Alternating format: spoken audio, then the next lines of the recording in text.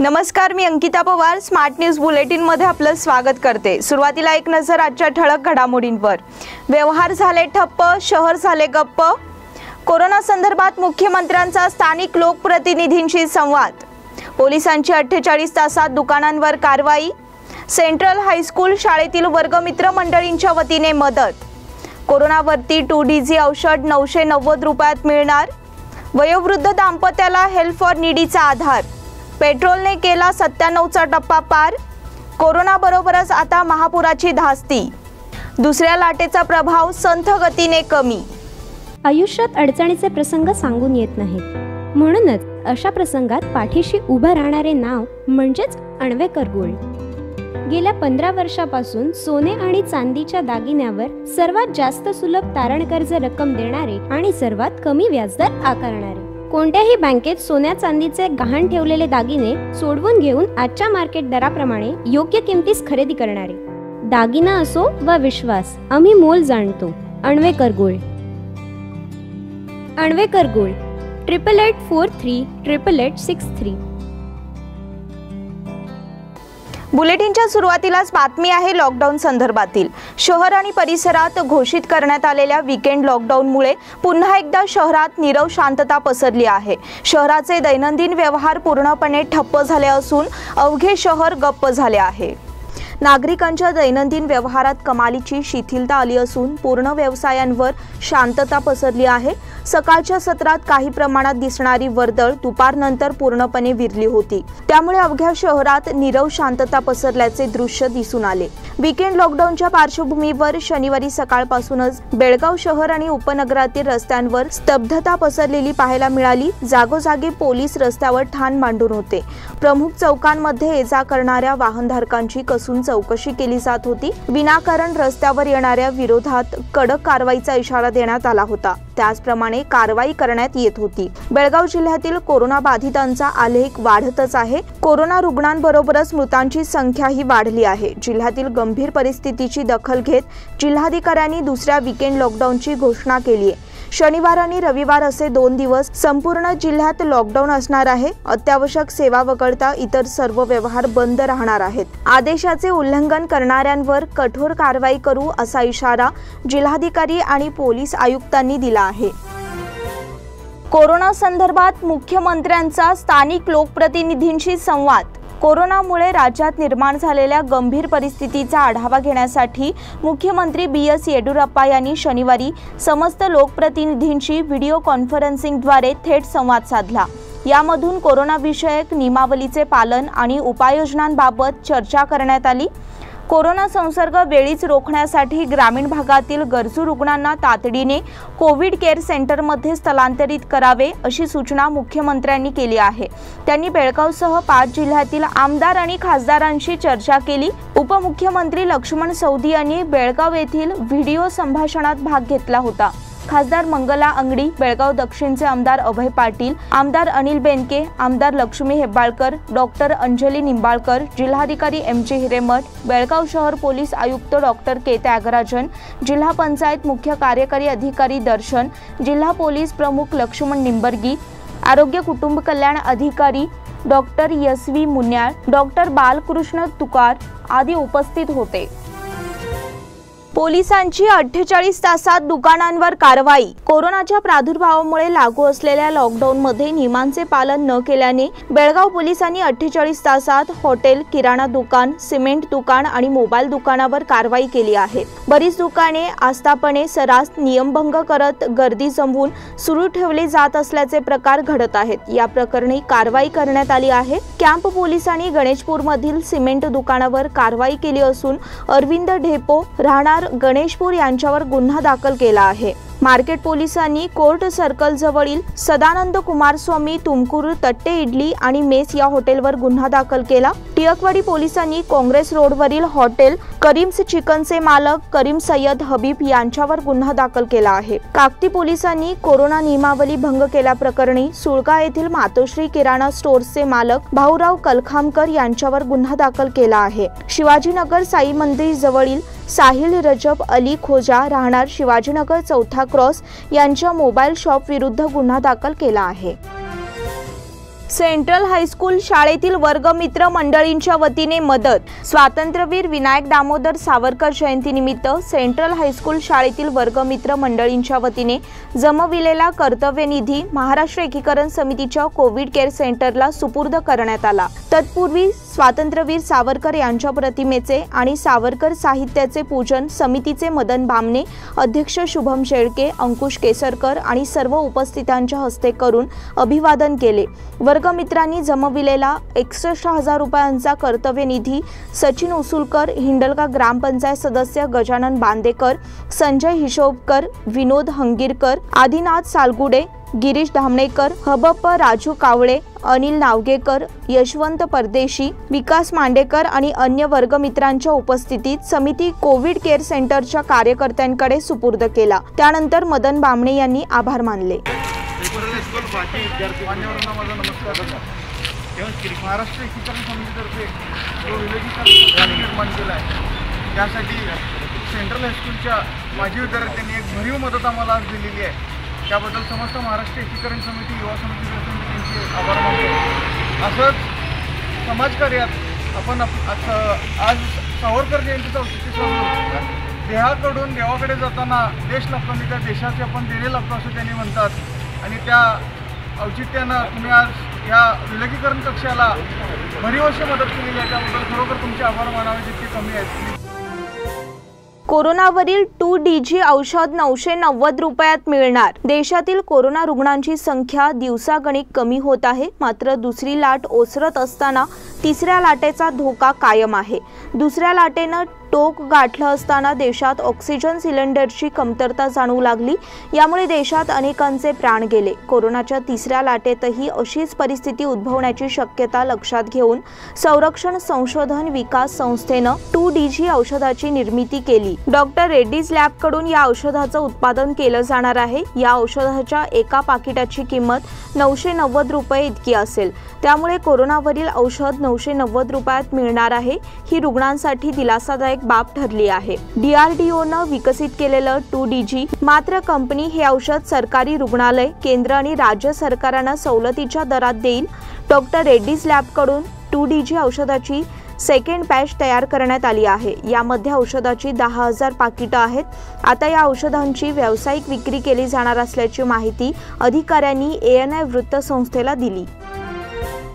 वयोवृद्ध दाम्पत्याला help for नीडीचा आधार। हिंदवाडी येथील एका अपार्टमेंटमधील लोकांनी कोरोनाच्या संशयामुळे वॉचमन दाम्पत्याला बाहेर हाकलून दिले। मात्र हेल्प फॉर नीडी संघटनेने आधार देऊन आजारी वृद्धाला सिव्हिल हॉस्पिटलमध्ये दाखल केले।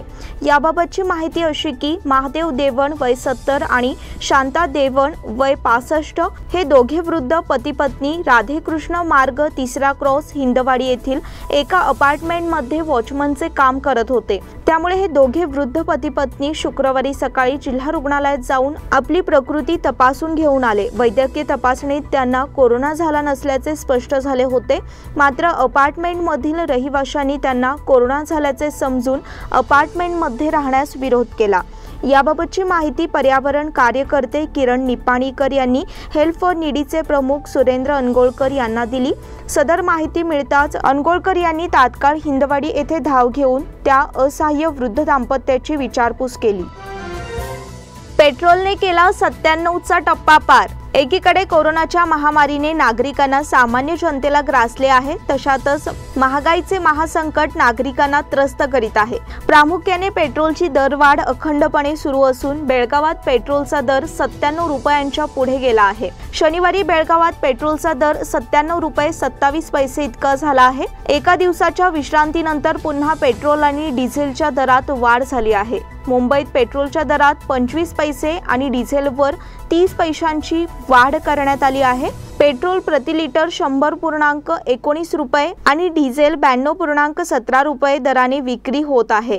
दिल्लीत पेट्रोल 96.94 तर डिझेल 84.89 प्रति लिटर विक्री होत आहे। सतत होणाऱ्या पेट्रोल दरवाढीमुळे नागरिक हैराण झाले आहेत। शनिवारी पुन्हा एकदा दिवसाच्या विश्रांतीनंतर पेट्रोल आणि डिझेलच्या दरात वाढ करण्यात आली आहे। पेट्रोल आणि डिझेल हे वाहतुकीसाठी महत्त्वाचे इंधन असल्यामुळे या महागाईचा परिणाम अन्य आवश्यक वस्तूंच्या महागाईवर होण्याची चिन्हे दिसत आहेत। त्यामुळे सामान्य जनतेचे कंबरडे मोडले आहे। कोरोना बरोबरच आता महापुराचीही धास्ती। एकीकडे कोरोना परिस्थितीवर नियंत्रण मिळविण्यासाठी जिल्हा प्रशासनाची धडपड सुरू आहे। अनेक उपाययोजना करण्यासाठी यंत्रणा राबविण्यात येत आहेत। मात्र आता मे महिन्याच्या शेवटचा टप्पा सुरू असून जून महिन्यापासून पाऊस सुरू होणार आहे। त्यामुळे प्रशासनाला आता महापुराची देखील धास्ती लागली आहे। त्यामुळे संभाव्य पूर परिस्थितीचा सामना करण्यासाठी यंत्रणा सज्ज ठेवण्याची धडपड प्रशासनाने सुरू केली आहे। जिल्ह्यात अतिवृष्टी आणि महापुरामुळे उद्भवू शकणाऱ्या आणीबाणीच्या प्रसंगी लोकांचे संरक्षण आणि हंगामी पुनर्वसनासाठी सर्व तयारी करण्याची सूचना जिल्हाधिकारी आणि जिल्हा आपत्ती निवारण प्राधिकरणाचे अध्यक्ष एम.जी. हिरेमठ यांनी अधिकाऱ्यांना केली। जिल्हा आपत्ती निवारण समितीची बैठक शुक्रवारी जिल्हाधिकारी कार्यालयाच्या सभागृहात झाली। अध्यक्षस्थानावरून बोलताना जिल्हाधिकारी एम.जी. हिरेमठ यांनी सांगितले की पूर स्थिती उद्भवल्यास पूरग्रस्तांसाठी आधार केंद्रे उभारण्यात येतील।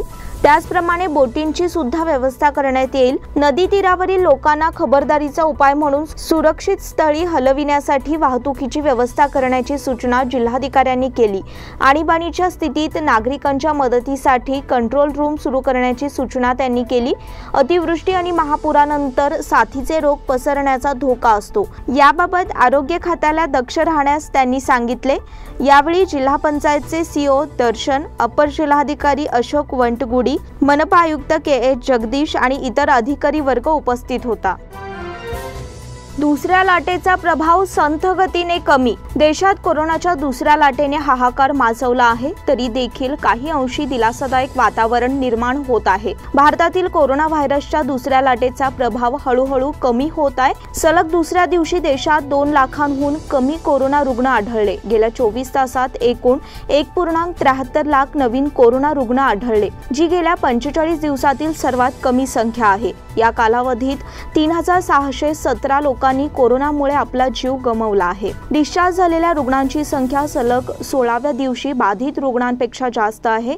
गेल्या एकाच दिवसात 2.48 लाख रुग्ण बरे झाले आहेत। यासह भारतात सध्या रिकव्हरी रेट 90% पोहोचला आहे आणि तो वेगाने वाढण्याची अपेक्षा आहे। भारतात सध्या कोरोनाची एकूण 22,28,724 सक्रिय प्रकरणे आहेत। देशात नवीन रुग्णांची संख्या कमी झाली आहे, मात्र कोरोनामुळे मृतांची संख्या सध्याही चिंतेचा विषय आहे। या बुलेटिन मधील पुढील बातम्या छोट्याशा विश्रांतीनंतर। Poddar brothers jewellers, a perfect blend of traditional and modern jewelry in North Karnataka, Goa and Southern Maharashtra, serving since 5 generations.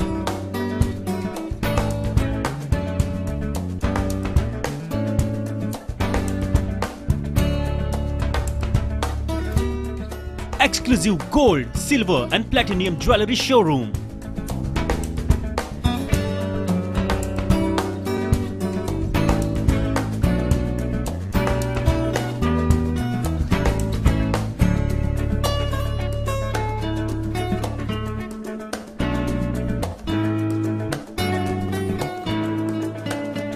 Poddar Brothers, Poddar Sons and Grandsons. Khade Bazar, Belgaum. Call is on 0831 240 or 51 or 52 or 53. Visit us at www.poddarjewelers.com. बेलगाम वासियों के पसंद में उतरा उड़ान बार end restaurant. Social distancing का ख्याल रखते हुए हमारा स्टाफ देता है बेहतरीन सर्विस का विश्वास। यहाँ है पार्टी और फंक्शन के लिए 3 आलीशान हॉल, कारपोरेट डिनर मीटिंग के लिए 3 अलग कक्ष, आईपीएल मैच देखने के लिए 3 बड़े स्क्रीन की विशेष सुविधा। इसके साथ ही साफ सुथरा किचन, जहां हमारा वेल क्वालिफाइड स्टाफ देता है क्वालिटी और हाइजीनिक फूड की गारंटी। तो फिर खाने की हो बात तो आना परिवार के साथ।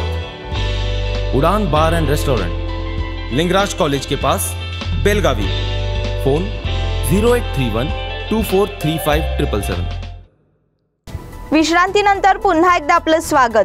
मराठी भाषेसाठी प्रचंड कार्य करणारा एकनाथ पाटील, सुभाष बराटे आणि इतर शिक्षकांचे अचानक निधन झाल्यामुळे शिक्षक वर्गाची तसेच शिक्षण व्यवस्थेची अपरिमित हानी झाली असून ही न भरून निघणारी पोकळी आहे अशी भावना शिक्षकांच्या वतीने व्यक्त करण्यात आली.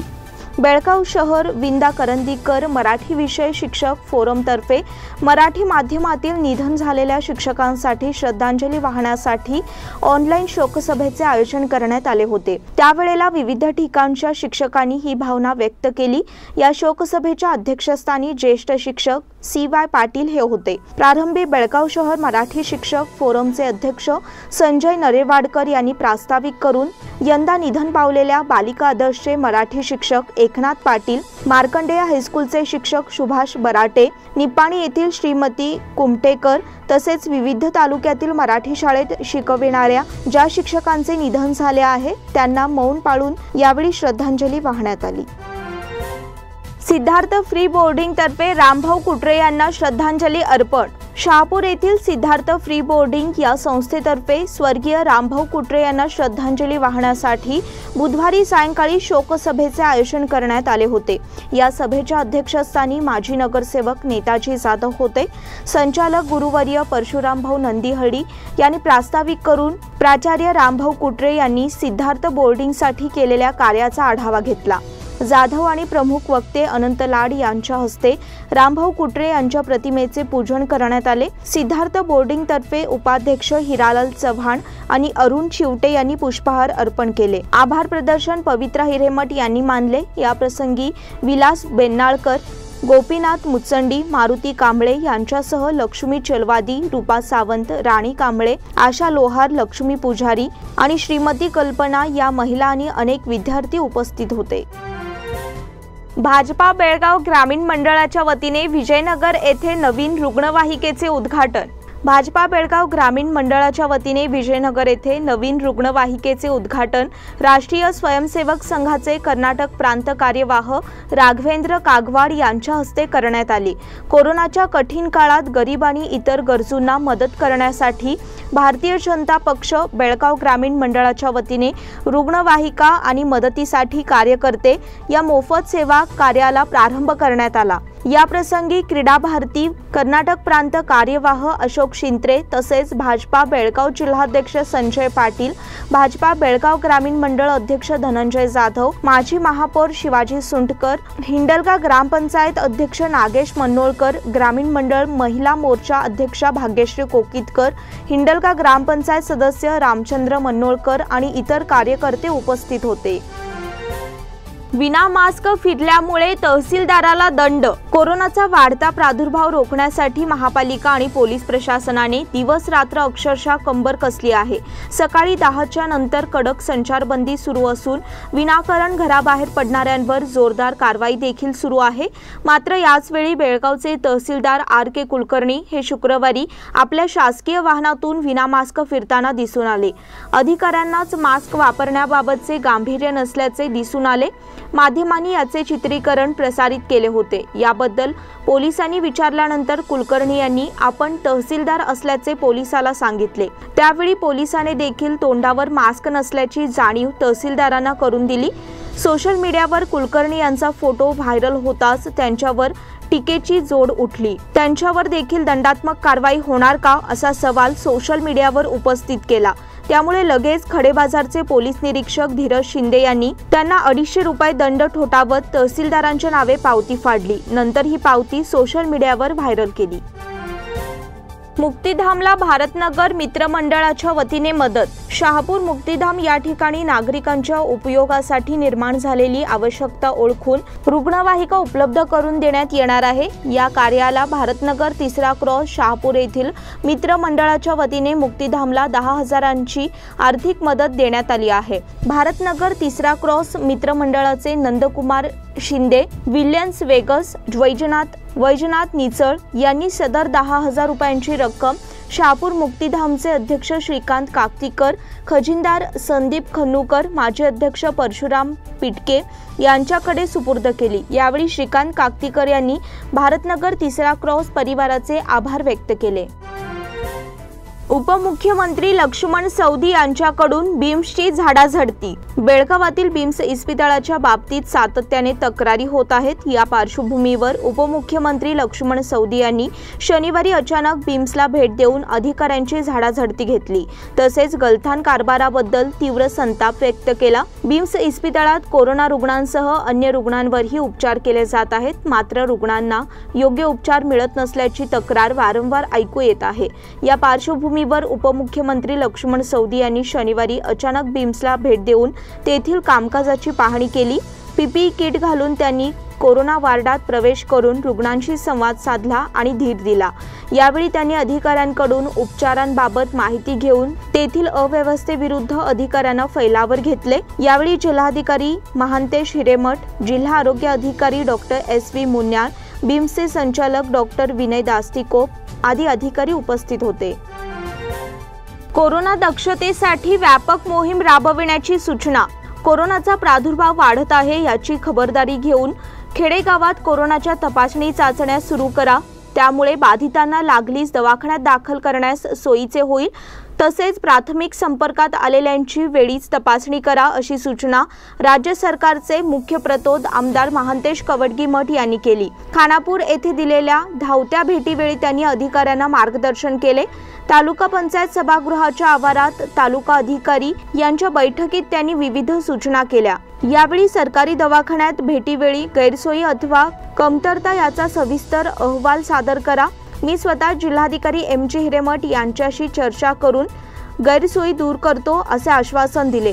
यावेळी बैठकीला तहसीलदार रेश्मा तालिकोटी, पोलीस निरीक्षक सुरेश शिंगे, कृषी अधिकारी DB चव्हाण, पशुवैद्यकीय अधिकारी डॉक्टर AS कोडगी, तालुका आरोग्य अधिकारी डॉक्टर संजय नांद्रे, BO लक्ष्मणराव यकुंडी आणि इतर अधिकारी उपस्थित होते।